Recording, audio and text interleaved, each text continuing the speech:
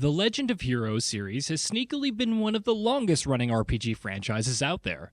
While the franchise only really caught on in the West relatively recently with its Trails of Cold Steel series, the Crossbell duology, Trails from Zero and Trails to Azure, have been hailed as some of the best games in the franchise by those who managed to play the games through fan translation or appropriate knowledge of the Japanese language.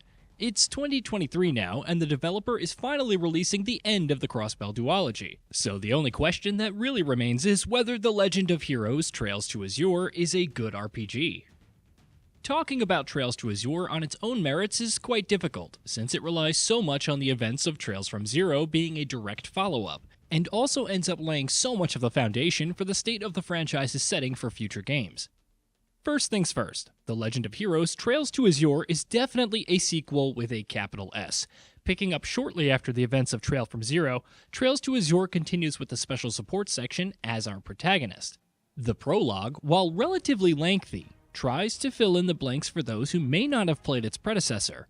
Admirable as that attempt is, however, a lot of the time you'll just be wishing the characters would move on with the current story already, rather than talking about events from Trails from Zero. One of the biggest problems with The Legend of Heroes Trails to Azure is its pacing. The problem is especially noticeable in the prologue section, as well as some of the later chapters of the game. Thankfully, despite its sometimes plodding pacing, the story itself is incredibly interesting. The political landscape of the city of Crossbell has been rendered with an incredible attention to detail, with key political figures and their actions even setting up important consequences a few games later. The quality of an RPG is dependent on the strength of its character writing to quite an extent, and thankfully, despite a few stumbles here and there, Lloyd Bannings is a fun character to follow. While he may come off as the typical shonen anime protagonist with a never-say-die attitude and the chutzpah to pick fights against enemies that quite obviously outclass him in terms of strength and skill, there's certainly a fair bit of depth to him. His blind optimism, while somewhat preachy at times, did quite a bit to endear me to him, which is certainly a win in a gaming landscape where pessimistic, dark, and brooding characters are quite popular. The rest of the party, sadly, feels a bit underdeveloped. The main focus of the story is the role Lloyd plays in the ultimate fate of the city of Crossbell, and while there are certainly tons of characters all over the place, Lloyd's own party often ends up feeling like a bit of an afterthought. Not even the standard anime trope of a beach episode does much to elevate them as characters, unfortunately. Of course, the biggest star of the game's writing is definitely the localization. The developers teamed up with a third-party company, which has previously released its own fan translations. Working with the developers officially has meant that The Legend of Heroes Trails to Azure has incredibly competent writing, while at the same time managing to hang on to its own identity without its blending into the sea of other RPGs.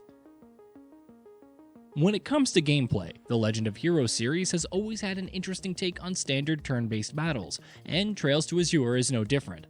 Fights take place over a small grid-based battlefield where your party, as well as enemies, can move and attack. Different attacks and abilities even have different areas of effect. For example, Noelle's SMG spray can hit not only her main target, but other nearby enemies as well. Other than movement and positioning being important aspects, the battles play out like any other RPG that you can think of, allowing characters to use attacks, abilities, spells, and even use the game's equivalent of the limit break. There's a healthy variety of enemies, and the prologue throws quite a few different kinds at you just to let you experiment with your abilities and positioning before setting you free with the first chapter. The mini-bosses and boss fights in The Legend of Heroes Trails to Azure all emphasize positioning to a surprising degree, with several of their attacks punishing characters for being in the wrong place at the wrong time. It's also quite surprising how the fantastical enemies of the game work well with the more political story. Aside from combat, most of the gameplay will have you exploring the city of Crossbell, its surroundings, and a lot of dungeons. There are several characters to talk and build relationships with, and a lot of side quests to make sure that you won't really run out of things to do. There's even an in-depth cooking system that makes use of ingredients you find in your adventures to cook buff providing food. Trails to Azure covers just about every ground an RPG can think of, and does it quite well. Visually, don't expect too much with The Legend of Heroes Trails to Azure. It was originally a PSP game, after all, but its art direction manages to keep the game from looking too dated. Rather than a fully 3D RPG, Trails to Azure uses two-dimensional sprites in a 3D world, giving it the vibe of the typical late-era PS1 game. The high-definition rendition of the game's 2D sprites, while looking slightly blurry, still do quite a bit to give us an idea of the personalities of the game's various characters, owing to things like their general look, as well as their choice of fashion. In the audio department, The Legend of Heroes Trails to Azure features a surprising amount of voice acting.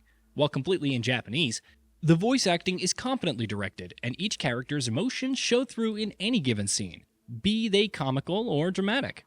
Special mention definitely has to go to the game's music, however. While not the strongest soundtrack in the Legend of Heroes franchise, Trails to Azure definitely has a few downright awesome songs, especially with its boss fights.